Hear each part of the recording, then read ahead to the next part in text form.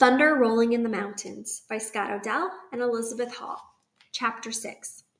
Now we were on the far side of the Snake, and Chief Joseph took command of our people.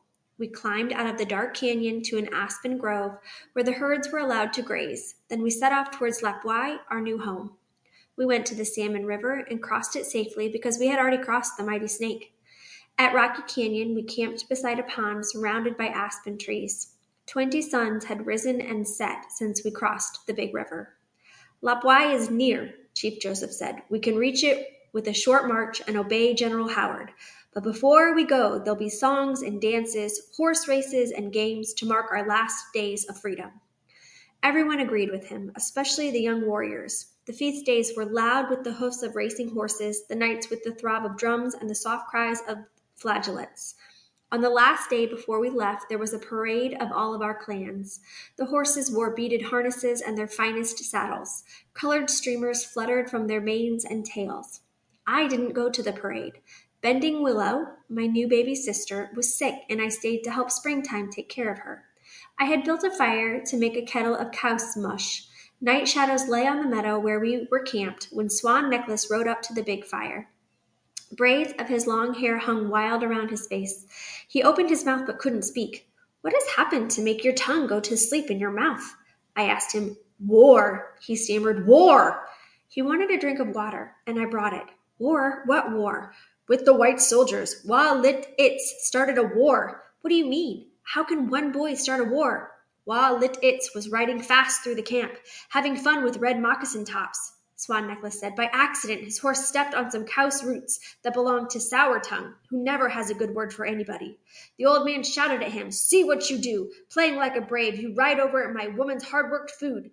If you are so brave, why do you not kill the white man who killed your father? Or are you happy just riding your dead father's horse like a child? The old man spoke the truth, I said.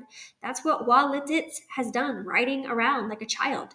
He rides no more. Swan Necklace said, Not after the insult. Crazy! He jumped down from his horse and was about to kill the old man. Ferocious Bear took his knife away and threw him to the ground. Listen, you saw all this or someone told you? They made up a story and told you? I was there. I saw it. I saw Wa Lit It lying on the ground crying. Suddenly he jumped up and rode off and came back with his rifle. Then I heard him scream, Watch! You'll see I am not a child playing warrior. You will be sorry for your words. He fired once in the air, then galloped away. Wa Lit It rode off alone? I said, Not alone. Red Moccasin Tops and I rode after him. We caught up with him at the shack where Larry Ott lived. The door was locked. We broke it down, but Larry Ott was not inside.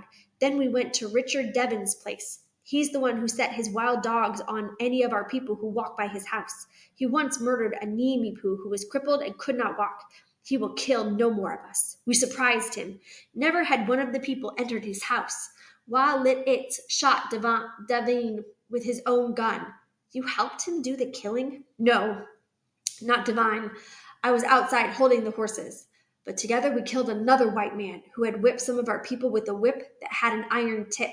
And we should have shot the bootlegger Sam Benedict if his bride hadn't begged us to spare him. Swan Necklace was suddenly calm. I need more bullets, he said.